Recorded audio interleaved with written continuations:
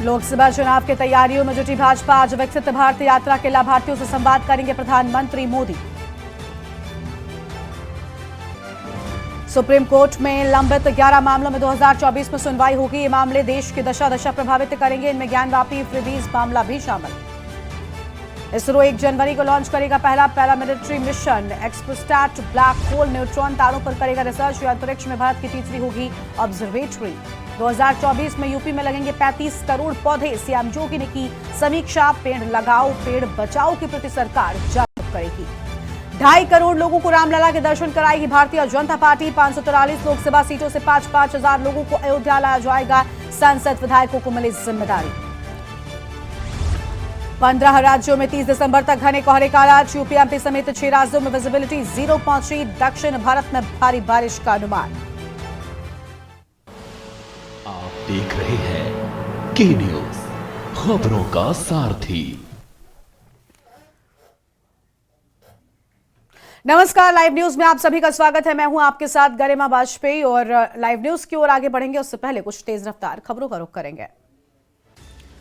कौशांबी और प्रयागराज के दौरे पर सीएम योगी आदित्यनाथ प्रयागराज में माघ मेला के निर्माण कार्यों का करेंगे निरीक्षण। तो वहीं कौशांबी में देवेंद्रनाथ श्रीवास्तव के स्मृति कार्यक्रम में होंगे शामिल। अमेठी में छुट्टा जानवरों से परेशान हुए किसान। फसलों को बचाने के लिए खेतों की निगरानी। किसान खेत में सर्द रात काटने को मजबूर। किसान बोले गांव में नहीं पकड़े गए छुट्टा जानवर। घने कोहरे के चलते बाइक और कार में टक्कर। कार की टक्कर से बाइक सवार युवक की मौत। उल्टे साइड से आ रही थी क्रेटा कार। हापुड़ रोड के हाजीपुर गांव के पास हुआ हादसा। आगरा नेशनल हाईवे पर बड़ा हादसा। 1 दर्जन से अधिक वाहन आपस में टकराए। सभी वाहन हुए क्षतिग्रस्त। आधा दर्जन लोग हुए घायल। 1 की मौत। सभी घायलों को पुलिस ने भेजा अस्पताल। धुंध की चादर से ढका चित्रकूट। वाहनों का रफ्तार पर लगा ब्रेक। गेहूं की बेहतर उत्पादन के लिए ठंड पड़ना जरूरी। ठंड से गेहूं के फसल उत्पादन में होगी बढ़ोतरी। तापमान में गिरावट दर्ज की गई। बागपत में कोहरे का कोहराम। ईस्टर्न पेरिफेरल एक्सप्रेसवे पर भीषण सड़क हादसा। ट्रक से टकराई श्रद्धालुओं से भरी बस। 2 श्रद्धालु महिलाओं की हुई दर्दनाक मौत। 20 के करीब लोगों के घायल होने की बात। देहरादून में आज 4 धामों के शीतकालीन तीर्थ यात्रा की शुरुआत। शंकराचार्य स्वामी अविमुक्तेश्वरानंद सरस्वती करेंगे शुभारंभ। उत्तरकाशी के बटकोट नगर क्षेत्र में होगा भव्य स्वागत। देहरादून में सीएम पुष्कर सिंह धामी का आज का कार्यक्रम 12:15 पर भारत विकसित संकल्प यात्रा में प्रतिभाग करेंगे। प्रधानमंत्री मोदी के वर्चुअल संबोधन में लेंगे भाग।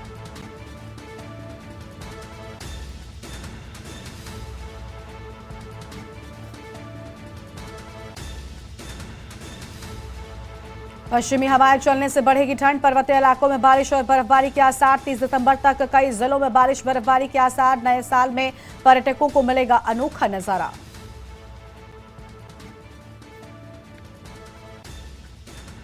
उत्तरकाशी बटकोट में किसना गांव सरुखेत में बाघ का दहशत। बाघ की दहशत के चलते लोग घरों में हो रहे कैद। वन विभाग ने बढ़ाई गश्त लेकिन अब तक खाली हाथ। देहरादून में खड़ी कार में अचानक लगी भीषण आग। कड़ी मशक्कत के बाद आग पर पाया गया काबू। समय रहते सभी लोग कार से बाहर निकाले गए। राह चलते लोगों ने आग बुझाने में की मदद। कानपुर में छाया घना कोहरा। गाड़ियों की रफ्तार धीमी। सर्द हवाओं की वजह से शहर में बढ़ी ठिठुरन। सुबह से ही कोहरे की चादर में ढका सारा शहर। लखनऊ में घने कोहरे की चपेट में उत्तर प्रदेश कई स्थानों पर विजिबिलिटी 0। घने कोहरे के चलते हादसों में हुई वृद्धि। घने कोहरे ने रोकी वाहनों की रफ्तार। हवाई यात्रा भी बुरी तरह से हुई प्रभावित। कानपुर में घने कोहरे की चपेट में आया शहर। कानपुर में घने कोहरे से थमी गाड़ियों की रफ्तार। घने कोहरे की विजिबिलिटी में आई बड़ी गिरावट। कानपुर में कड़ाके की ठंड का सिलसिला शुरू। उन्नाव में घने कोहरे के चलते भीषण सड़क हादसा। 4 गाड़ियों की आपस में जोरदार टक्कर। हादसे में 4 लोग गंभीर रूप से घायल। 3 बसें और 2 कार आपस में टकराई। सूचना पर पहुंची डायल 112 पुलिस और एम्बुलेंस। बुलंदशहर में कोहरे की सफेद चादर से घिरा बुलंदशहर। एनसीआर में दूसरे दिन बिछाया घना कोहरा। कोहरे के चलते सामान्य से बेहद कम हुई विजिबिलिटी। नोएडा में कोहरे ने थामी शहर की रफ्तार। 0 विजिबिलिटी। सड़कों पर चलना मुश्किल। 10 से 15 मीटर तक देख पाना भी हुआ मुश्किल। एक्सप्रेसवे पर वाहनों की गति पर लगी लगाम।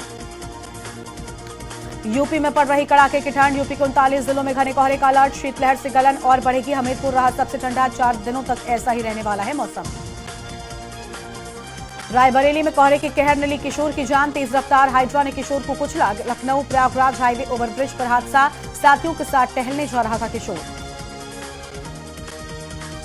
अयोध्या में प्राण प्रतिष्ठा को लेकर लोगों में भी काफी उत्साह। प्राण प्रतिष्ठा कार्यक्रम के प्रचार प्रसार के लिए 5 वाहन रवाना। 22 जनवरी को अयोध्या में श्री राम मंदिर की होगी प्राण प्रतिष्ठा। नोएडा जिले में कोविड मरीजों की संख्या 4। एक और मरीज कोरोना रिपोर्ट आई पॉजिटिव। सभी मरीजों को आइसोलेट करने के निर्देश। जिले में 4 कोरोना मरीज मिलने से मचा हड़कंप। बीजापुर में सुरक्षा बलों को मिली बड़ी सफलता। 5 माओवादियों ने किया आत्मसमर्पण। गंगालूर और भैरमगढ़ में किया सरेंडर। कई घटनाओं में शामिल रहे हैं माओवादी। वल्लभगढ़ डिपो होल्डर की मनमानी से परेशान राशन उपभोक्ता। पृथला गांव शाहपुर कला का मामला। कार्ड धारकों के साथ डिपो होल्डर की गुंडागर्दी। शराब के नशे में लोगों से लगवा रहा था अंगूठे।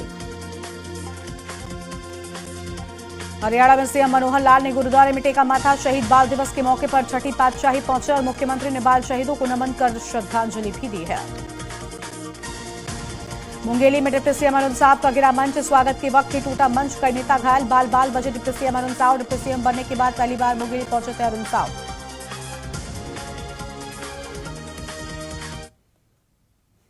और अब बढ़ते हैं खबरों की ओर। अगली खबर आपको हम मोगा से बताते हैं, जहां धुंध के आगोश में समूचा शहर समाया हुआ है। वाहनों की गति धीमी हो गई है। विजिबिलिटी 0 नजर आती है और मौसम विभाग ने धुंध की चेतावनी भी जारी कर दी है। जीटी रोड पर वाहनों की रफ्तार पूरी तरीके से थम चुकी है। तो यह हम खबर आपको हम बता रहे हैं।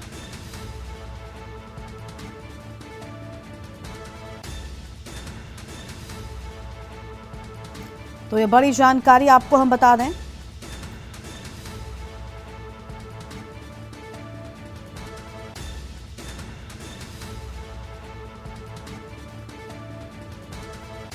और फिलहाल इस वक्त की बड़ी खबर आपको हम बता रहे हैं, जहां पर वाहनों की गति बेहद धीमी हो गई है।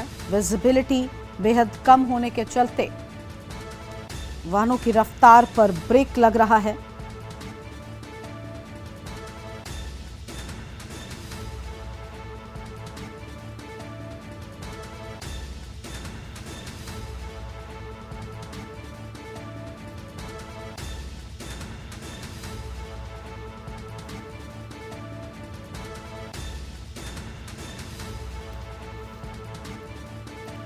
तो यह अहम जानकारी आपको हम बता रहे हैं।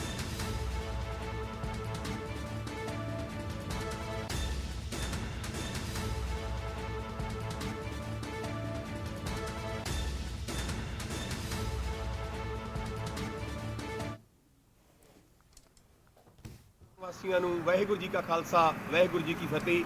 ਮੈਂ SI Kewal Singh, incharge traffic education cell district Moga. ਇਸ ਵਕਤ ਅਸੀਂ ਖੜੇ ਹਾਂ ਜੀ ਮੋਗੇ ਦਾ ਜਿਹੜਾ ਹੈੱਡ ਦਹਿਲ ਹੈ, ਮੇਨ ਚੌਕ ਜੋਗਿੰਦਰ ਚੌਕ, ਉਹਦੇ ਪੁਲ ਤੇ ਦੇਖੋ ਦੋਨੇ ਪਾਸੇ ਕਿੰਨੀ ਧੁੰਦ ਹੈ। ਤਕਰੀਬਨ ਦਿਨ ਦੇ 9 ਵਜਣ ਵਾਲੇ ਹੋ ਗਏ ਹੈ ਜੀ।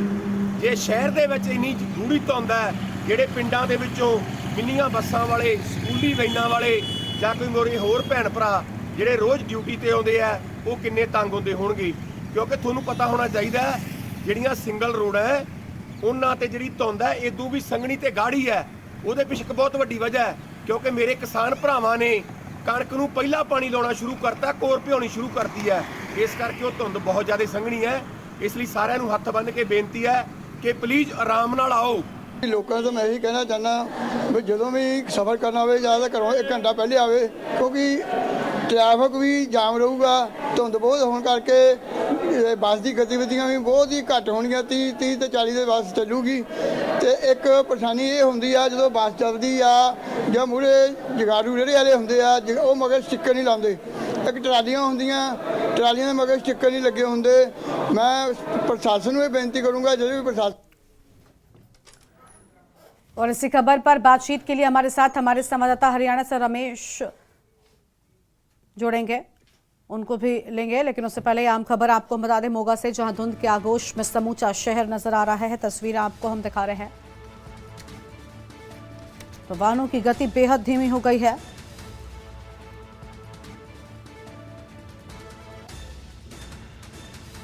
जीटी रोड पर वाहनों की रफ्तार बेहद धीमी। और रमेश डाका हमारे साथ में हमारे संवाददाता जुड़ चुके हैं। रमेश, धुंध के चलते पूरा शहर ढका हुआ नजर आ रहा है। वाहनों की रफ्तार पूरी तरीके से रुक चुकी है। पूरे शहर में लोग अपने घरों में कैद हैं। सिर्फ जरूरी काम के चलते ही लोग घरों से बाहर निकल रहे हैं। ये ठंड बेहद खतरनाक रूप ले चुकी है। बिल्कुल बिल्कुल बताना चाहूंगा। अगर मैं फतेहाबाद डिस्ट्रिक्ट की बात करूं तो फतेहाबाद डिस्ट्रिक्ट ही नहीं, पूरा हरियाणा के अंदर जो है कोहरा जो है पूरा छाया हुआ है। और लगातार इन 3 दिनों की बात की जाए तो फतेहाबाद की बात करूंगा, जहां पर हासपुर चौक पे बड़े हादसे, कहीं ना कहीं ट्रक वहां पर पलटे, पिकअप का टकराव हुआ। और कल जो है एक जो ट्रैक्टर ट्रॉली और उसके अंदर गाड़ी की, पर्सनल गाड़ी की भिड़ंत हुई है। तो लगातार हादसों में बढ़ोतरी हो रही है, उसको लेकर के पुलिस प्रशासन भी अलर्ट मोड पे है। कल भी जो है एसएचओ कुलदीप सिंह भट्टू थाना के जो है उन्होंने एक रिफ्लेक्टर अभियान चलाया, क्योंकि हादसों को मद्देनजर देखते हुए प्रशासन जो है अलर्ट है। उन्होंने जो है ट्रैक्टर ट्रॉली, ऐसे जो व्हीकल हैं, जो ऐसे व्हीकल हैं जिनके ऊपर रिफ्लेक्टर नहीं होते, उन जो ट्रैक्टर ट्रॉलियों के कारण भी बड़े हादसे होते हैं, ट्रैक्टर ट्रॉलियों पर उन्होंने रिफ्लेक्टर लगवाए, ट्रकों पर रिफ्लेक्टर लगवाए और सामाजिक संस्थाएं उनके साथ थी। तो लगातार पुलिस प्रशासन की बात करूंगा तो वो बहुत ही अलर्ट मोड पे है और लगातार जनता को कैसे हादसों से बचाया जाए उसके लिए जो है एक बड़ा सहयोग ये कल देखने को मिला, जहां पर ऐसे जो है राहगीरों को मोटिवेट किया, उनको धुंध के अंदर अपनी फॉग लाइटों का प्रयोग करना चाहिए और जो धीरे चले, गति कम होनी चाहिए, स्पीड ज्यादा न हो। और इसके साथ साथ जो है आम पब्लिक को भी जो है प्रशासन का जो है सहयोग करना चाहिए ताकि हादसे ना हो।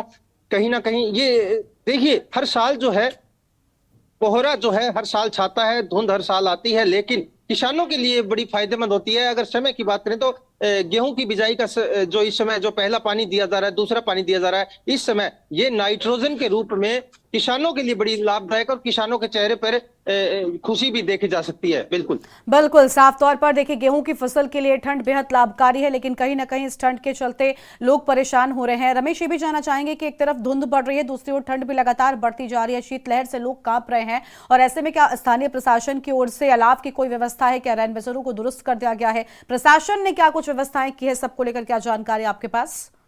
बिल्कुल बिल्कुल आपने ठीक कहा कि ऐसे हालातों में बहुत सा तबका ऐसा होता है जो फुटपाथों पे, एक गरीब तबका होता है, मीडियम जो लोग होते हैं वो फुटपाथों पे रात काटते हैं। ऐसे में जो है फतेहाबाद डीसी महोदय अजय तोमर जी की अगर मैं बात करूं, एसपी आस्था मोदी, उन्होंने लगातार प्रशासन अलर्ट है। और रैन बसेरों की बात की जाए तो फतेहाबाद के अंदर जो है रैन बसेरे जो है धर्मशालाओं के अंदर प्रबंध कर दिए गए हैं, उन लोगों के लिए बिस्तर है और है जो भी है, अलाव की व्यवस्था भी अभी की जाएगी, क्योंकि प्रशासन जो है हर बार जो है हर साल कोहरे के अंदर जो है ऐसे राहगीरों को, ऐसे फुटपाथ पर सोने वाले लोगों को लिए बिल्कुल व्यवस्था जो है दुरुस्त है। और फतेहाबाद की बात करूं तो हमारा फतेहाबाद डिस्ट्रिक्ट जो है पूरा प्रशासन सहयोग हर बार करता है और अब की बार भी रैन बसेरों के अंदर अच्छी व्यवस्था की जा चुकी है कोहरे और ठंड को देखते हुए। मैम बिल्कुल पूरी व्यवस्थाएं हो चुकी हैं। बहुत शुक्रिया आपका हमारे साथ जुड़ने के लिए रमेश, और अहम जानकारी साझा करने के लिए। तो धुंध के आगोश में पूरा शहर समाया हुआ नजर आ रहा है और तस्वीरें भी आप देख सकते हैं। वाहनों की गति बेहद धीमी,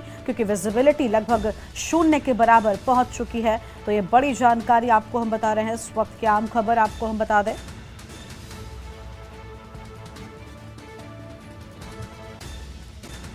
और धुंध के आगोश में समूचा शहर नजर आ रहा है। मोगा से बड़ी खबर।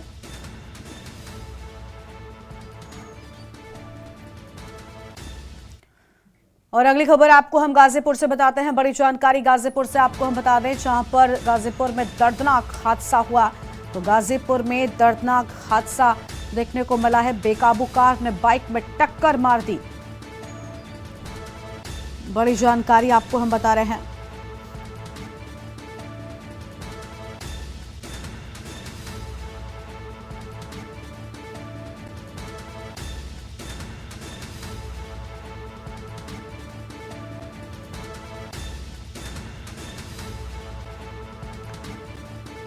बहरियाबाद के उदंती पुलिया पर हादसा हुआ। गाजीपुर से ये खबर, मृतकों में 2 महिलाएं और 1 युवक शामिल है। तो दर्दनाक हादसे की बात सामने आई।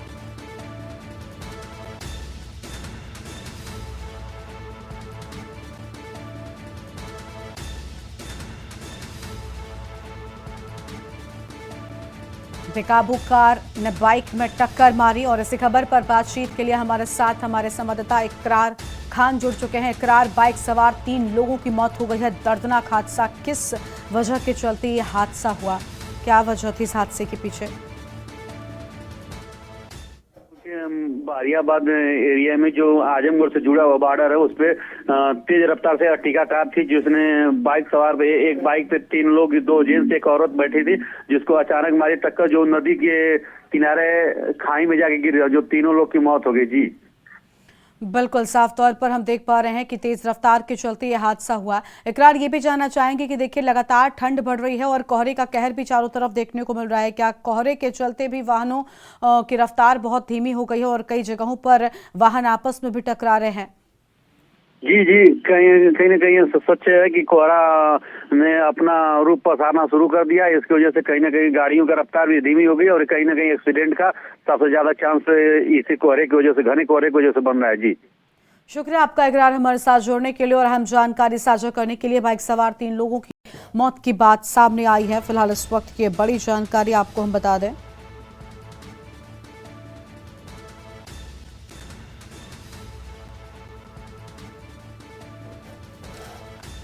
टक्कर से युवक और महिला पुल के नीचे गिरे। और आगे बढ़ते हैं अब खबरों की ओर। अगली खबर आपको हम उज्जैन से बताते हैं, जहां 12 ज्योतिर्लिंगों में से एक बाबा महाकाल मंदिर में शिवलिंग शरण को रोकने के लिए भारतीय पुरातत्व सर्वेक्षण की 8 सदस्यीय टीम उज्जैन पहुंची है। और टीम ने बाबा महाकाल शिवलिंग महाकाल मंदिर का गर्भगृह, मंदिर के शीर्ष भाग पर स्थित ओमकारेश्वर मंदिर और नागचंद्रेश्वर मंदिर का निरीक्षण भी किया है। यहां मजबूती को लेकर बारीकी से जांच की गई है। इसके साथ ही एक रिपोर्ट तैयार की गई है और इस रिपोर्ट पर समीक्षा होगी। उसके बाद फाइनल रिपोर्ट सुप्रीम कोर्ट में पेश की जाएगी।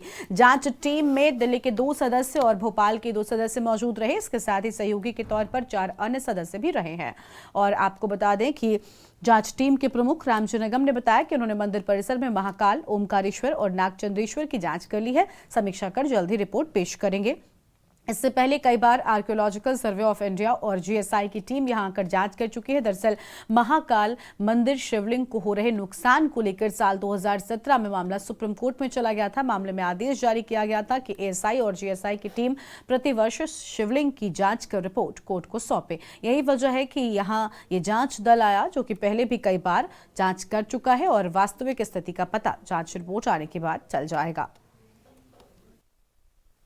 न्यायालय के आदेश पर हम लोग की टीम आई हुई है जो महाकाल ज्योतिर्लिंग का निरीक्षण हेतु, उसके अलावा अन्य भी निरीक्षण हेतु। तो हम चारों टीम के सदस्यों ने इसका निरीक्षण कर लिया है। अब इसकी हम लोग बैठ के समीक्षा करेंगे और उसी अनुसार उसकी जो है रिपोर्ट जो है माननीय उच्चतम न्यायालय को हम लोग सबमिट कर देंगे। हाँ, दो लोग मैं दिल्ली से आया हूँ और ये डॉक्टर भुवन विक्रम वहाँ से भोपाल से आए हुए हैं। ये उप महानिदेशक डॉक्टर सरकार है, ये भोपाल से आए हुए हैं। राधेश्याम जी भोपाल से। कितने सदस्य टीम है? 4 प्रमुख सदस्यों की टीम है, उसके अलावा 4 उनके साथ सहायक लोग। सर, आज आपने मंदिर में कहाँ पे आपने जांच की? जी, सभी आपने देखा होगा। मैं महाकाल ज्योतिर्लिंग का किया सर्वेक्षण, नागेश्वर का किया और ज्योति से आपके मंदिर नीचे क्या नाम उनका, ओंकारेश्वर का, वहाँ पे किया। मेरा नाम रामजी निगम। और हमारे साथ हमारे संवाददाता राहुल बैरागी जुड़ चुके हैं। हमारे संवाददाता हैं उज्जैन से। राहुल, महाकाल मंदिर में शिवलिंग शरण की जांच की गई है क्योंकि सुप्रीम कोर्ट के आदेश के तहत ये जांच के लिए टीम पहुंची थी। बताया जा रहा है कि रिपोर्ट भी जल्द ही आ जाएगी और स्थिति को लेकर रिपोर्ट के बाद ही पता चल सकेगा।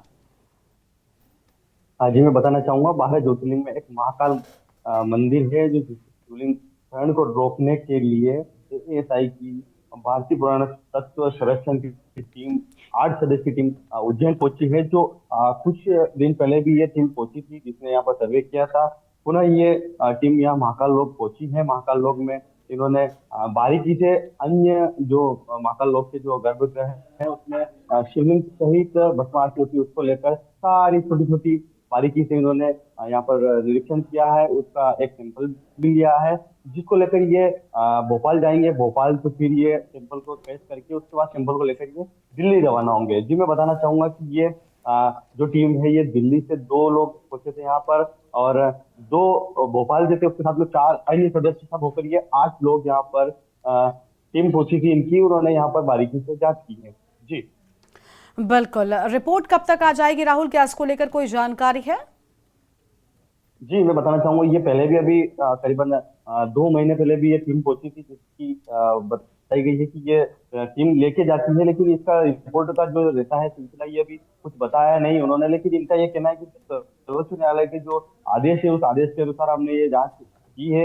ये जो जांच टीम है ये प्रति वर्ष अनुसार यहाँ महाकाल लोक में आती है, जो 2017 से आती जा रही है, और यहाँ से अपने जो सैंपल है महाकाल लोक के अन्य बारीकी के बिंदु जो है ये जांच करके यहाँ ले जाते हैं और वहाँ ले जाके ये प्रस्तुत करते हैं। जी शुक्रिया राहुल, आपको अधिक जानकारी साझा करने के लिए। तो महाकाल मंदिर में शिवलिंग चूर्ण की जांच किए जाने की बात सामने आई है। आपको बता दें कि सुप्रीम कोर्ट के आदेश के अनुसार ये टीम यहां पर पहुंची थी और जांच करने के बाद बताया जा रहा है जल्द ही रिपोर्ट सामने आ जाएगी। अहम खबर आपको हम बता दें, फिलहाल इस वक्त की अहम जानकारी।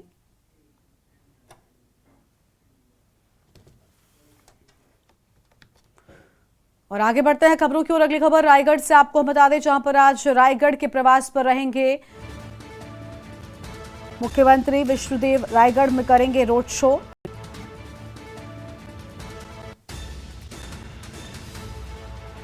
अग्रोहा धाम लोकार्पण समारोह में शामिल होंगे। दोपहर 2 बजे रायपुर से प्रस्थान करेंगे सीएम। 3:15 से कबीर चौक से रोड शो का कार्यक्रम होगा और सर्किट हाउस जाएंगे सीएम। 5:45 पर श्री अग्रोहा धाम जाएंगे सीएम विष्णुदेव साय और अग्रोहा धाम में लोकार्पण कार्यक्रम में शामिल होंगे। रात 8 बजे होटल ट्रिनिटी ग्रैंड में पत्रकारों से भी मिलेंगे।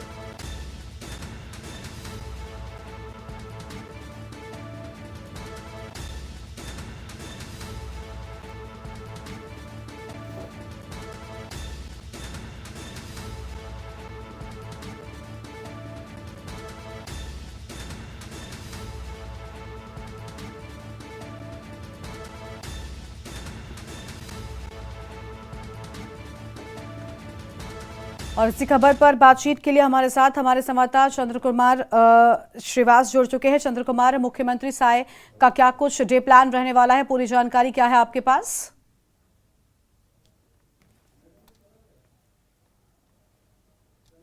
आवाज मिल रही है क्या चंद्र कुमार आपको?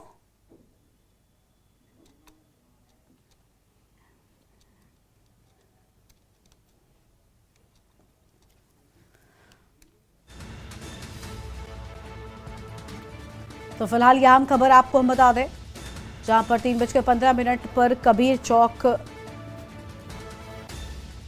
के बाद। और चंद्र कुमार हमारे साथ में एक बार फिर से जुड़ चुके हैं। चंद्र कुमार, क्या कुछ डे प्लान रहने वाला है मुख्यमंत्री का, पूरी जानकारी क्या है आपके पास? जी मैं बताना चाहूंगा कि इसमें जो फाइल जो छत्तीसगढ़ के मुख्यमंत्री बनने के बाद पहली बार जो है 2 बजे के आसपास रायपुर से हवाई जहाज से रायगढ़ प्रस्थान करेंगे। लगभग 2:40 में रायगढ़ पहुंचेंगे जनरल एयरट्रिप पर और वहां से फिर 3 बजे के आसपास रोड शो करेंगे। तभी से होते हुए अग्रोहा मार्ग जाएंगे। अग्रोहा मार्ग में फिर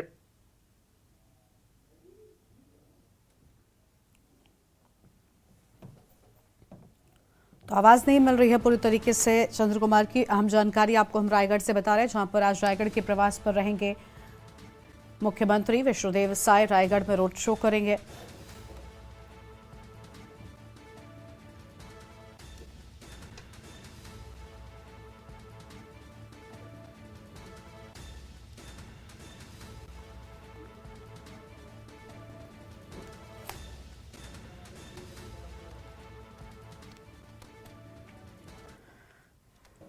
और अगली बड़ी खबर आपको हम देश की राजधानी दिल्ली से बताते हैं। अहम जानकारी देश की राजधानी दिल्ली से सामने आ रही है, जहां पर धुंध की चादर में ढकी राजधानी।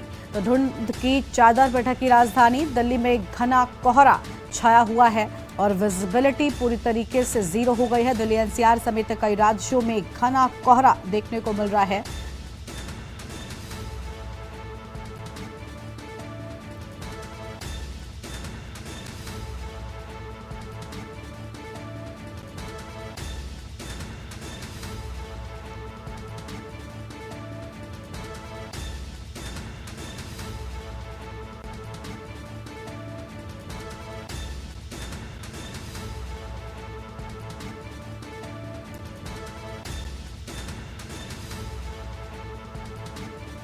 अहम जानकारी आपको हम दिल्ली से बता दें, धुंध की चादर में ढकी राजधानी।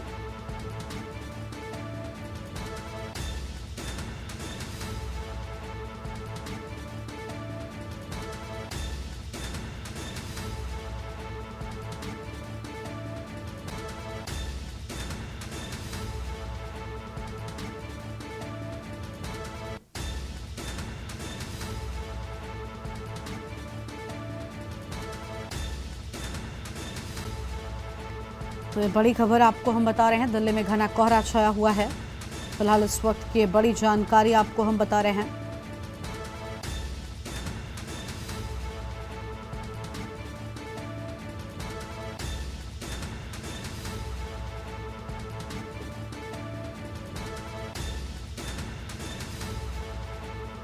दिल्ली में घना कोहरा छाया और विजिबिलिटी शून्य हो गई है, जिसके चलते वाहनों की रफ्तार पूरी तरीके से थम चुकी है। अगली खबर है यमुनानगर से, जहां पर हरियाणा में पटवारी फिर से हड़ताल पर जाने का ऐलान कर चुके हैं। 3 जनवरी से पटवारी हड़ताल पर रहेंगे। उनकी मांग है कि हमारा वेतन बढ़ाया जाए। बता दें कि किसी से पहले भी पटवारी करीब 10 दिन इससे पहले भी हड़ताल पर बैठे थे और सरकार की तरफ से उन्हें आश्वासन दिया गया था कि उनका वेतन बढ़ाया जाएगा। करीब 1 साल गुजरने के बावजूद भी उनके वेतन में कोई बढ़ोतरी नहीं की गई है और जिससे प्रदेश भर के पटवारी खफा है। इस बाबत यमुनानगर में कुछ पटवारी एकजुट हुए और डीसी साहब को अपना मांग पत्र सौंपा है। उन्होंने उम्मीद जताई है कि अगर हमारी मांगों को पूरा कर लिया गया तो हम हड़ताल नहीं करेंगे, वरना 3 जनवरी से हड़ताल पर रहेंगे।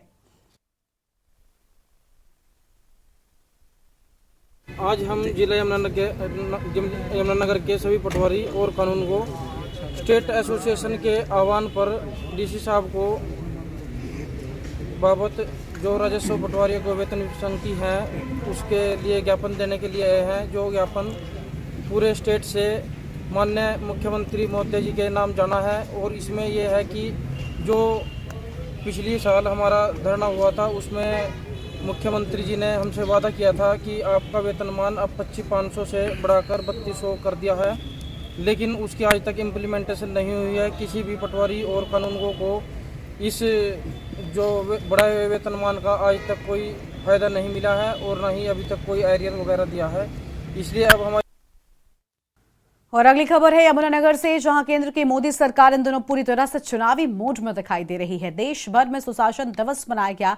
केंद्र और हरियाणा सरकार की उपलब्धियों को हरियाणा में बताया गया। कैबिनेट मंत्री कंवरपाल गुर्जर ने वीडियो कॉन्फ्रेंसिंग के जरिए मुख्यमंत्री मनोहर लाल के संबोधन को सुना। इस दौरान आंगनबाड़ी वर्कर्स को स्मार्टफोन भी बांटे गए। कैबिनेट मंत्री कंवरपाल गुर्जर ने पार्टी के 9 साल की उपलब्धियों का बखूबी गुणगान किया। कैबिनेट मंत्री ने पहलवानों को लेकर पूछे गए सवाल पर सीधे तौर पर जवाब देने से बचते नजर आए और इसके अलावा उन्होंने आम आदमी की बदलाव यात्रा पर भी कटाक्ष किया। उन्होंने कहा कि आम आदमी पार्टी क्या बदलाव चाहती है, क्या वो खुद में बदलाव चाहती है।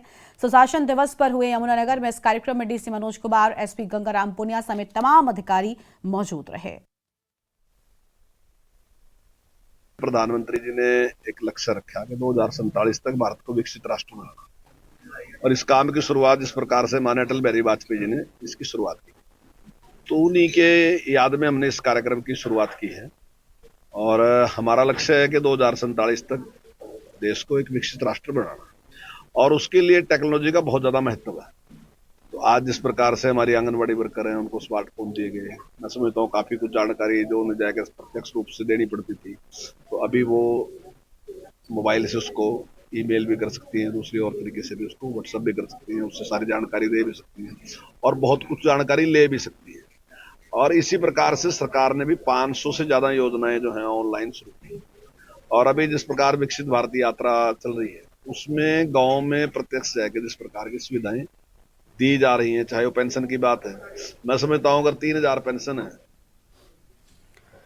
और अगली खबर कोरबा से है, जहां छत्तीसगढ़ में साल 2018 में आई सब इंस्पेक्टर भर्ती प्रक्रिया अभी तक पूरी नहीं हो पाई है और जिसके चलते अभ्यर्थी सरकार से रिजल्ट की गुहार लगा रहे हैं। कांग्रेस सरकार के पूरे कार्यकाल में अभ्यर्थियों ने रिजल्ट जारी होने का इंतजार किया। अब नई सरकार आने के बाद भर्ती परीक्षा रद्द न कर दी जाए, इसको लेकर अभ्यर्थियों में चिंता बढ़ गई है। और आपको बता दें कि इसीलिए प्रदेश में अलग अलग तरीके से प्रदर्शन कर अभ्यर्थी द्वारा जल्द रिजल्ट जारी करने की मांग भी की जा रही है। मंगलवार की शाम कोरबा में सब इंस्पेक्टर परीक्षा दे चुके अभ्यर्थियों ने सुभाष चौक में कैंडल जलाकर प्रदर्शन भी किया है। सर, मैं ज्योति पटेल हूँ, मैं एसआई कैंडिडेट हूँ, अभ्यर्थी जिसकी मांग के लिए हम लोग यहाँ पे खड़े हुए हैं, सब इकट्ठा हुए हैं। सर, हमको हमारा रिजल्ट सर 3 महीने हो गए, हम सितंबर में पेपर दिए, इंटरव्यू लास्ट था सर, उसके हम लोग ये सब सरकार को ये जताना चाह रहे हैं कि हम लोग को हमारा रिजल्ट जल्दी मिल जाए। अभी आप लोग किस तरह विरोध प्रदर्शन कर रहे हैं, सरकार से क्या उम्मीदें रखते हैं? सरकार से हम लोग विरोध बिल्कुल प्रदर्शन नहीं कर रहे हैं सर, हम अपनी रिजल्ट की मांग कर रहे हैं बस। अभी क्या उम्मीद रखते हैं आप सर? उनसे ये उम्मीद रखते हैं कि हमारा रिजल्ट जल्दी से जल्दी हमको दें। सर, ये वैकेंसी 2018 में आई थी तब 2018 से लेकर हम लोग कंटिन्यू इस भर्ती के लिए लगातार मेहनत कर रहे हैं। बीते 5 साल हो गया और ये 6वां साल चालू होने को है और हम लोग बीते 5-6 साल से एक युवा के ज़िंदगी में 6 साल अगर किसी एक भर्ती के लिए लगाए और अगर उसमें सफलता ना मिले तो इससे समझ सकते हैं कि उसके परिवार पे, उसके समाज पे कितना उसके मानसिक रूप से कितना दबाव रहता है। दिनकर है, मैं कोरबा ज़िले से हूँ और मैं SI इंटरव्यू के भर्ती हूँ। पिछले 5 साल से ये वैकेंसी जो है अभी तक से पूरी नहीं हो पाई है। अंतिम रिजल्ट जो है वो बाकी है, जो कि 4 महीने होने को है। हम लोग इसका इंतज़ार कर रहे हैं। वैसे तो 1 महीने के अंदर 15 दिन 1 महीने के अंदर रिजल्ट दे देना चाहिए, जो कि अभी तक से नहीं आया है और उसका कारण भी हमें नहीं पता है। सरकार जवाब नहीं दे रही है। अभी दूसरी सरकार आ गई है। और अगली खबर लखनऊ से है, जहां राशन की घटतौली वालों की अब खैर नहीं है। सरकारी राशन वितरण में गड़बड़ी पर सीएम सख्त हो गए हैं। कोटेदार ने की गड़बड़ी तो होगी कठोर कार्रवाई और अन्य कार्मिक द्वारा गड़बड़ी पर भी कार्रवाई की जाएगी। सही वजन के इलेक्ट्रॉनिक वेइंग मशीन दी जाए और तत्काल प्रभावी रूप से इसे लागू किया जाए। सीएम की ओर से ये बड़ा आदेश सामने आया है। तो यह अहम खबर आपको हम बता रहे हैं। फिलहाल इस वक्त की बड़ी जानकारी आपको हम बता दें।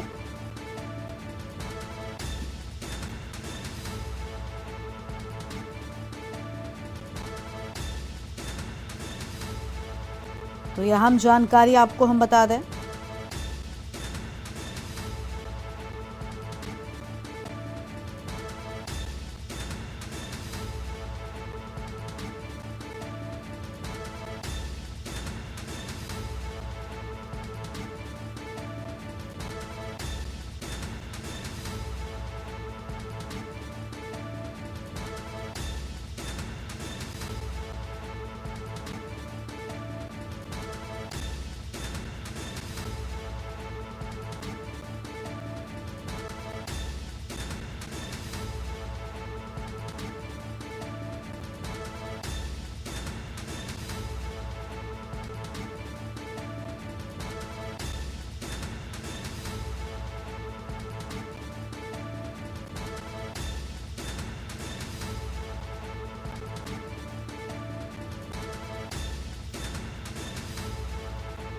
पास मशीनों में बायोमेट्रिक सत्यापन पर राशन बांटे जाने की बात और राशन की घटतौली वालों की अब खैर नहीं है। सीएम की ओर से आदेश, बायोमेट्रिक सत्यापन कर राशन बांटे जाने की बात कही गई है। बड़ी जानकारी आपको हम बता रहे हैं इस वक्त। क्या हम खबर आपको हम बता दें और अब आगे बढ़ते हैं खबरों की ओर। बदायूं में कड़ाके की ठंड ने लोगों को घर में कैद कर दिया है। 3 दिन से ठंड और घने कोहरे का कहर लगातार जारी है। लोगों का घर से निकलना भी मुश्किल हो गया। लोग आग के सहारे कर रहे हैं अपना समय व्यतीत। रैन बसेरों को लेकर अधिकारी सख्त हो गए हैं। लगातार व्यवस्था में किया जा रहा है सुधार। तो लगातार व्यवस्था में सुधार किए जाने की बात अहम खबर आपको हम बता रहे हैं। फिलहाल इस वक्त की बड़ी जानकारी आपको हम बता दें।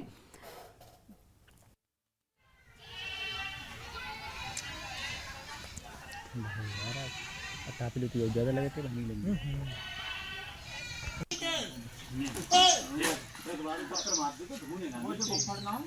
देखिए, लगातार जो है कई जिलों में अलर्ट जारी किया गया है। ठंड को लेकर कई जगहों पर स्कूल बंद करने के निर्देश दिए गए हैं और लगातार घने कोहरा जो है, घने कोहरे के साथ ठंड पड़ रही है। हमारे साथ यहाँ पर बातचीत करने के लिए लोग मौजूद हैं। हम ग्राम रिजोला में पहुंचे, जनपद बदायूं के, और हमारे साथ जो लोग हैं हम इससे जानने की कोशिश करेंगे ठंड में जो अपना जीवन है कैसे व्यतीत कर रहे हैं।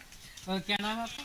मेरा नाम आशीष कुमार सिंह। जी बताइए आशीष जी, अभी जो ठंड पड़ रही है क्या कहना चाहेंगे ठंड के बारे में आप? ठंड बहुत ही ज़्यादा पड़ रही है और कल तो ठीक था मौसम, पर आज एकदम से करवट मौसम ने ली है तो काफ़ी ठंड बहुत ज़्यादा बढ़ गई है। तो बिल्कुल ऐसे में अगर जीवन यापन करने की बात करें तो किस प्रकार से आपका गुजारा चल रहा है? जीवन यापन की क्या, वैसे तो काम खेते या कहीं घूमने निकल जाओ, घूम घाम के चले आओ। अब सर्दी की वजह से कहीं नहीं जाना पड़ रहा। हमारे साथ और भी लोग मौजूद हैं, हम इससे बात करने की कोशिश करेंगे। क्या नाम है आपका? पुष्पेंद्र सिंह। जी बताइए पुष्पेंद्र जी, अभी जो आपका काम है ठंड में कैसा चल रहा है?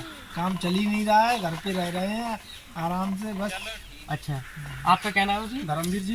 धर्मवीर, ये बताइए आप जो है मेहनत करने वाले लोग हैं, तो आप इस प्रकार जो ठंड पड़ रही है, कोहरा भी पड़ रहा है, तो आप कैसे जीवन यापन कर रहे हैं? कैसे जीवन यापन करते हैं, आराम से घर लेटे रहते हैं। अच्छा, अभी काम नहीं कर रहे हैं? कुछ चल रहा है। अच्छा चलिए ठीक है।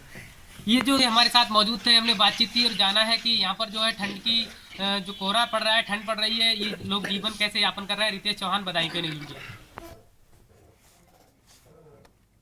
और अब आगे बढ़ेंगे खबरों की ओर। अगली खबर है पटियाला से, जहां पर विकसित भारत संकल्प यात्रा सनौर शहीद उधम सिंह पार्क में पहुंची और इस मौके पर बात करते हुए नगर कौंसिल सनौद के कार्य साधक शर्मा ने कहा कि देश के प्रधानमंत्री नरेंद्र मोदी के नेतृत्व में आज अनेकों कल्याणकारी योजनाएं लागू कर दी गई हैं और जिससे हर अंतिम व्यक्ति को भी उन योजनाओं का लाभ मिल रहा है। पूर्व की सरकारों में पर्ची खर्ची का जो कल्चर था उसे हमने समाप्त करने का काम किया है। बिना किसी सिफारिश के आज काबिलियत के आधार पर नौकरियां दी जा रही हैं। किसी भी क्षेत्र में आज कोई भेदभाव नहीं है और यही सुशासन है।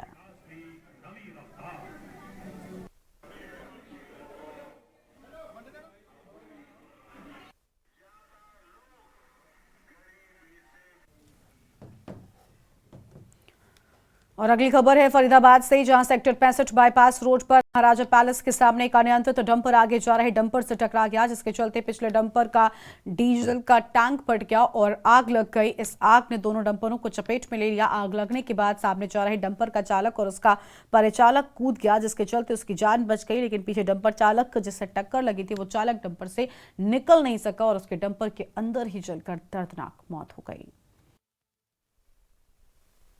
ये सर सुबह 112 के माध्यम से सूचना मिली कि बाईपास पे एक्सीडेंट हो गया है। उस सूचना पे हम मौके पे पहुंचे। आग लगी हुई थी, फायर ब्रिगेड बुला के आग बुझवाई और पिछली गाड़ी का ड्राइवर है वो इसी में एक्सपायर हो गया। अब प्रयास किया जा रहा है इनको ड्राइवर को निकालने का।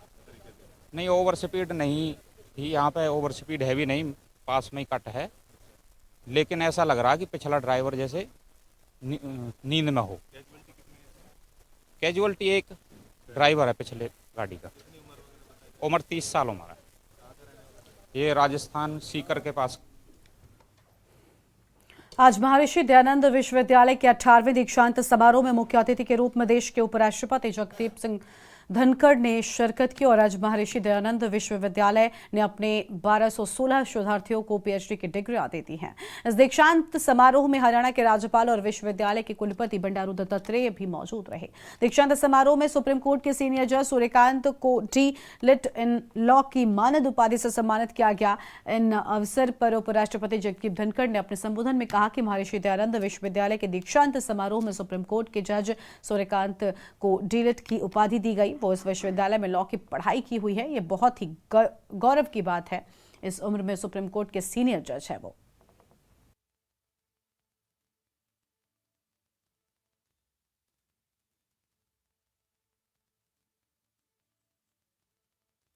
To stand within the esteemed halls of the university dedicated to the legacy of Maharishi Dayanand Saraswati, a beacon of social reform in Bharat.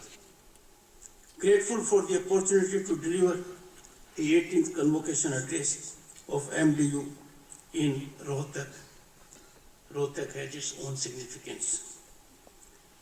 On this momentous occasion, I recollect very apt observations of Maharishi Dayanand Saraswati ji. I quote, "The fitness of the pupil is shown in his love for the acquisition of knowledge, his willingness to receive instruction." और police ने 600 नशीले कैप्सूलों के साथ भाजपा कार्यकर्ताओं को गिरफ्तार किया है। युवक के सोशल मीडिया पर भाजपा नेताओं के साथ तस्वीरें जमकर वायरल हो रही हैं और एसपी अंबाला ने बताया कि युवक कार से तस्करी करता था, उसे गिरफ्तार कर लिया गया है। और सूत्रों से मिली जानकारी के अनुसार युवक अंबाला शहर भाजपा का पन्ना प्रमुख भी था। भाजपा कार्यकर्ता आशीष, आपको बता दें कि भाजपा कार्यकर्ता से जुड़ी भी अहम बात सामने आई है। आशीष मल्होत्रा की भाजपा नेताओं के साथ सोशल मीडिया पर जमकर तस्वीरें भी वायरल हो रही हैं। CIA 2 इंचार्ज इंस्पेक्टर संदीप और उनकी टीम के पास एक मुखबरी आई थी कि एक अंबाला का ही रहने वाला तस्कर यहाँ पे कैप्सूलों की बड़ी खेप लाकर बेचने की कोशिश कर रहा है, जिसके ऊपर कार्रवाई करते हुए उन द्वारा एक टाटा टियागो गाड़ी को फ्लैग डाउन किया गया और जब उसकी विधि पूर्वक उसकी सवार की सर्च की गई तो उसकी कस्टडी से 600 कैप्सूल बरामद किए गए। इस व्यक्ति की जो पहचान है वो आशीष मल्होत्रा सन ऑफ अशोक, जो कि इंदरपुरी कॉलोनी का रहने वाला। और अगली खबर है कुरुक्षेत्र से, जहां पिहोवा उपमंडल के गांव गुमथलागढ़ में बच्चों के खेल में चाकू चलने से एक की मौत हो गई है, जबकि दूसरे बच्चे को गंभीर हालत में अस्पताल में भर्ती कराया गया है। मामले की जानकारी पर पहुंची पुलिस ने जांच शुरू कर दी। बता दें कि सभी बच्चे गुमथलागढ़ अनाज मंडी में खेल रहे थे, तभी खेलते हुए बच्चे आपस में झगड़ गए। इस दौरान आरोपी प्रिंस ने आदित्य पर चाकू से हमला कर दिया, जिससे उसकी मौत हो गई। कहाँ के रहने वाले हो? गुमथलागढ़। तो क्या हुआ ये? हम तो खेल रहे थे अनाज मंडी में और उन्होंने चक्कू मारे। किसने मारा चक्कू? प्रिंस नाम का लड़का था। क्या खेल रहे थे तुम? गुल्ली डंडा खेल रहे थे। तो किस वजह से चक्कू मारा है? इसकी पहले लड़ाई लड़ोई होगी इनके साथ। उसने ना आके पहले वो अपने भाई को ले आया, लड़का जिसके साथ लड़ाई हुई थी, उसने आके बस उनको मार दिया। मेरे पास खड़ा था, मेरा मार दिया। तेरा? और दूसरे किसको मारा? आदित्य। आदित्य को भी मारा है? हाँ जी। कौन है वो मारने वाला? मारने वाला प्रिंस है। आज दिन में देखिए 3 बजे के करीब थाना सदर पेवा में CHC पेवा से सूचना मिली थी कि एक व्यक्ति है, उसकी मृत्यु हो गई है और एक व्यक्ति को मुंह पर चोट लगी हुई है, जिसमें बताया गया था कि गुमथलागढ़ में लड़ाई झगड़ा हुआ है। तो उसके बाद जब पुलिस मौके पर पहुंची तो ये पता चला कि दिन में लगभग 2:15 बजे के करीब गाँव में दो लड़कों के समूह के बीच झगड़ा हुआ था, जिसमें लाठी डंडे व चाकू के द्वारा 2 लड़कों को चोट मारी गई थी, जिसमें से एक लड़के की मृत्यु हो गई थी। लड़के की गर्दन में चोट थी जिसकी मृत्यु हुई है, और जो दूसरा लड़का है उसके मुंह पे चोट लगी हुई है, चाकू से कट लगा हुआ है। और कांग्रेस पार्टी के 139वें स्थापना दिवस के उपलक्ष्य में 28 दिसंबर को नागपुर में दोपहर 2 बजे कांग्रेस पार्टी के द्वारा विशाल रैली का आयोजन किया जा रहा है। ये रैली लोकसभा चुनाव 2024 का आगाज है। राष्ट्रीय स्तर की इस रैली में देश भर से कांग्रेस के वरिष्ठ नेतागण, पदाधिकारी, कार्यकर्ता लाखों की संख्या में शामिल होंगे और छत्तीसगढ़ से भी हजारों की संख्या में सभी जिलों से कार्यकर्ता शामिल होंगे। नागपुर की रैली देश की राजनीति में परिवर्तन का शंखनाद होगी और बढ़ती महंगाई, बेरोजगारी, राष्ट्रीय सुरक्षा के मामले में केंद्र की भाजपा सरकार की विफलता, संवैधानिक संस्थाओं की स्वायत्तता पर हमले के विरोध में यह रैली आम आदमी की आवाज होगी। कांग्रेस पार्टी अपनी स्थापना के समय 1885 से ही जनता के लिए आवाज बनकर संघर्ष कर रही है।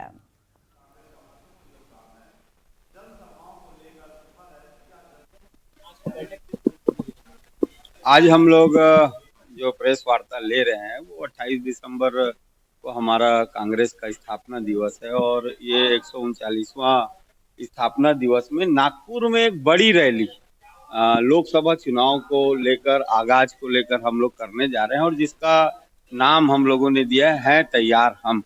और इस प्रेस वार्ता के माध्यम से हम जनता को, भारतीय जनता पार्टी की नाकामियों को, चाहे वो बेरोजगारी का मुद्दा हो, चाहे वो स्वास्थ्य का मुद्दा हो, या और भी जो मुद्दे हैं उनको लेकर हम आज प्रेस वार्ता कर रहे हैं।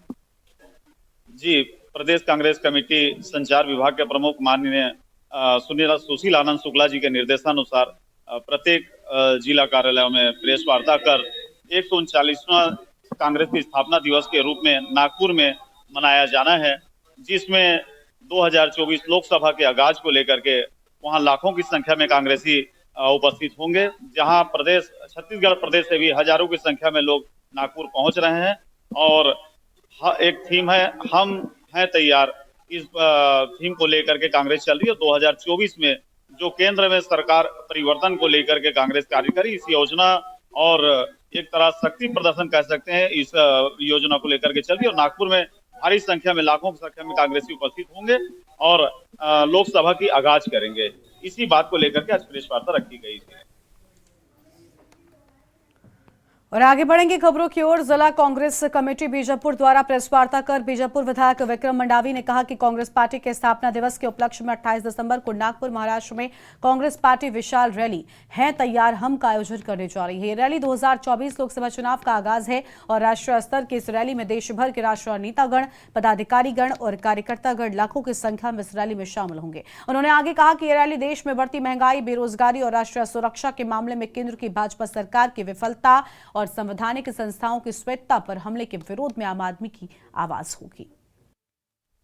कांग्रेस के 138वां स्थापना दिवस के अवसर पर नागपुर में एक विशाल रैली का आयोजन किया गया। इस रैली का नाम है तैयार हम के साथ में यह रैली का आयोजन हुआ है, जहां देश भर से लाखों की संख्या में हमारे वरिष्ठ नेता कार्यकर्ता वहां पर सम्मिलित आम जनता सम्मिलित होंगी और ये लोकसभा चुनाव 2024 का आगाज होगा और इसके माध्यम से हम लोकसभा चुनाव मजबूती से लड़ने जा रहे हैं। देश में आप जान ही रहे हैं किस तरीके से बढ़ती महंगाई, बेरोजगारी, राष्ट्रीय सुरक्षा के मामले में केंद्र की भाजपा सरकार की विफलता है। संविधान संस्थाओं की स्वायत्तता पर भी हमला के विरोध में यह रैली आम आदमी की आवाज होगी और लगातार देश में जो ये जनता के मुद्दे, देश हित के मुद्दे को भारतीय जनता पार्टी ध्यान भटकाने का काम भाजपा और केंद्र की सरकार करती है।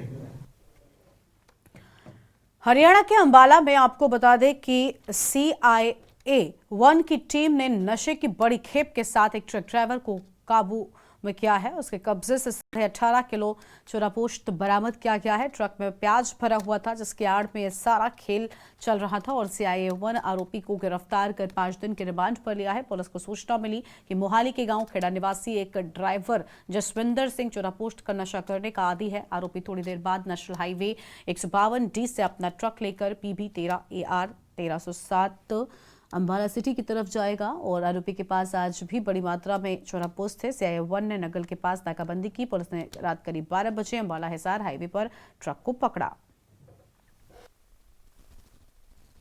आपको पता है डिस्ट्रिक्ट अंबाला में ड्रग्स को लेकर, नार्कोटिक ड्रग्स को लेकर समय समय पर अभियान चलाए जा रहे हैं और इसके ऊपर एसपी साहब बड़ी सख्ती से जो हमें पालन करने के लिए आदेश देते हैं, जिसमें काम करते हुए हमारी CIA-1 की टीम 24-25 की रात को 24 तारीख को करीब 11:40 की हमारी टीम को इंफॉर्मेशन मिलती है कि एक ट्रक 152D से जो नीमच की से चूरापोस्त का सामान लेके आ रहा है और वो 152D से पंजाब की तरफ जाएगा।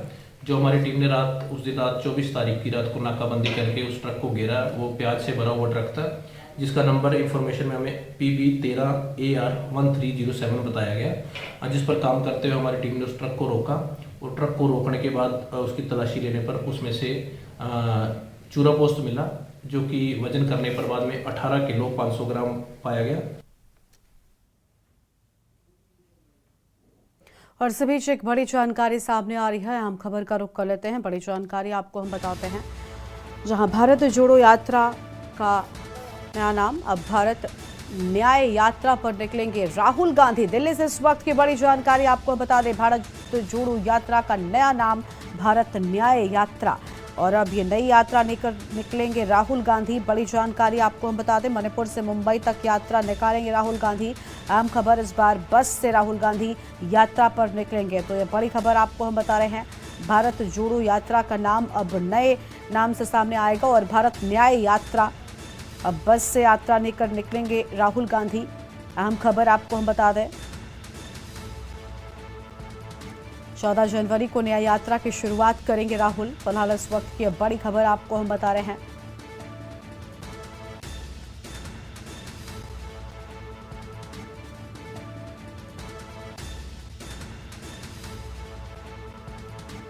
और यह अहम जानकारी, भारत जोड़ो यात्रा का नया नाम भारत न्याय यात्रा।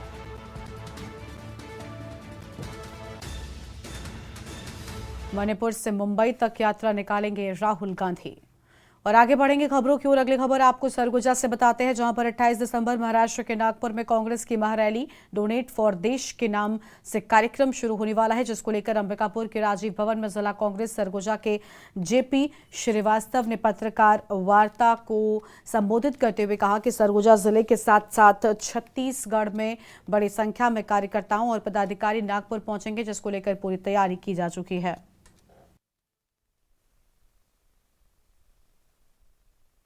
प्रमुखता 2 मुद्दे थे। एक तो नागपुर में जो स्थापना दिवस पर 138वें स्थापना दिवस पर नागपुर में जो रैली आयोजित की जा रही है, उसमें पूरे छत्तीसगढ़ से, पूरे भारत से और सरगुजा से लोग जाएंगे और काफी संख्या में लोग वहां इकट्ठे हो रहे हैं।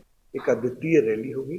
138वां जो स्थापना दिवस है वो बड़े अविस्मरणीय ढंग से और अद्वितीय ढंग से बनाया जाएगा। दूसरा क्राउड फंडिंग का है, देश के लिए डोनेशन। तो ये हम लोग इतना पारदर्शी रूप में रख रहे हैं कि सब ऑनलाइन से कर रहे हैं। अभी जो हो रहा है पूरा ऑनलाइन से हो रहा है। तो इसमें भी आज 138वें स्थापना दिवस में सरगुजा में यह तय किया है हमारे नगर अध्यक्ष महोदय ने, हमारे महामंत्री महोदय ने और पदाधिकारियों ने कि कम से कम 138 लोग आज के दिन ही डोनेट करेंगे। उससे ज्यादा करेंगे लोग, लेकिन कम से कम 138 लोग डोनेट करेंगे। और अगली खबर है छत्तीसगढ़ से, जहां भाजपा ने चुनाव से किए किसानों के वादे पूरे कर दिए हैं। प्रदेश के सभी जिलों में धान बोनस राशि वितरण समारोह आयोजित हुआ। शंकरगढ़ के मंडी परिसर में मुख्य अतिथि सामरी विधानसभा विधायक उद्धेश्वरी पैकरा ने बोनस राशि का वितरण किया है।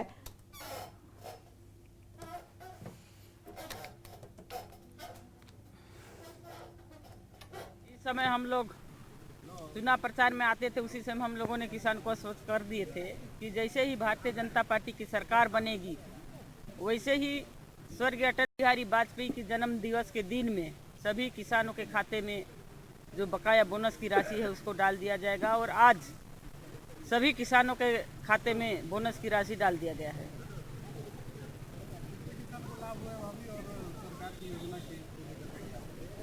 बहुत सारे किसानों को लाभ मिला है, जो कि हम लोग जैसे ही तैयारी कर रहे थे वैसे हम लोग की सरकार गिर गई थी, फिर भी उसको कांग्रेसियों ने हमारी सरकार आएगी तो हम बोनस देंगे बोले थे, लेकिन उन्होंने वादा को पूरा नहीं किया।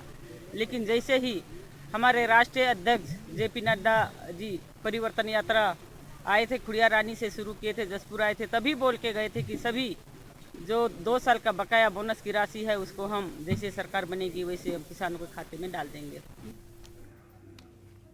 और शासन के विभिन्न विभाग शिविर लगाकर लोगों को योजनाओं की न केवल जानकारी दे रहे हैं बल्कि पात्र हितग्राहियों को चिन्हीकृत कर मौके पर ही उन्हें योजना का लाभ देने की प्रक्रिया भी पूरी कर रहे हैं। इसी कड़ी में अतिरिक्त सचिव भारत सरकार पंचायत राज मंत्रालय व विकसित भारत संकल्प यात्रा के छत्तीसगढ़ प्रभारी अधिकारी CS कुमार आपको बता दें कि रायगढ़ जिले के दौरे पर पहुंचे। इस दौरान CEO की ओर से अहम बात सामने आई है, जहां पर CEO जिला पंचायत भी साथ रहे और यहां उन्होंने विकास खंड में चल रही विकसित भारत संकल्प यात्रा तथा शिविर का निरीक्षण कर हितग्राहियों से चर्चा की है। उन्होंने इस मौके पर कहा कि इस यात्रा का उद्देश्य जन जन तक शासन की लोक कल्याणकारी योजनाओं की जानकारी पहुंचाने तथा छूटे हुए पात्र हितग्राहियों को लाभान्वित करना है।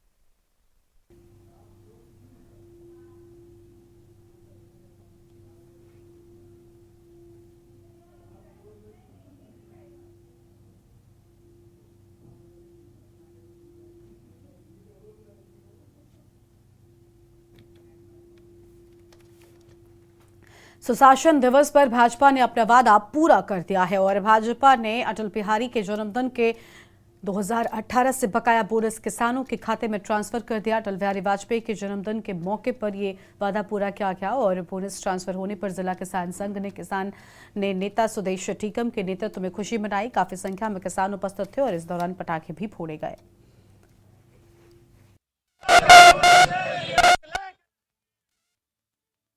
8 सालों के संघर्ष की जीत हुई है और ये किसानों के स्वाभिमान की भी जीत हुई है। तो हम तमाम किसानों को इसकी बधाई देना चाहेंगे कि आपने संघर्ष करके अपना जो वाजिब हक है वो हासिल किया है। और इस हम मौके पर भाजपा से आग्रह भी करेंगे कि 8 साल देरी से किसानों का वाजिब हक देने के लिए एक खेद प्रकट किया जाना चाहिए। जो किसी के वाजिब हक जो है 8 साल बाद मिल रहा है, तो ये शिष्टाचार की एक सहज प्रक्रिया है, तो उसकी हम मांग करते हैं। अगर भाजपा खेद प्रकट करती है तो उसकी स्वीकार्यता और भी बढ़ेगी। हम ये सिर्फ कहना चाहेंगे कि ये। और इस बुलेटिन में फिलहाल इतना ही। आप देखते रहिए के न्यूज़ इंडिया। नमस्कार। आप देख रहे हैं के न्यूज़।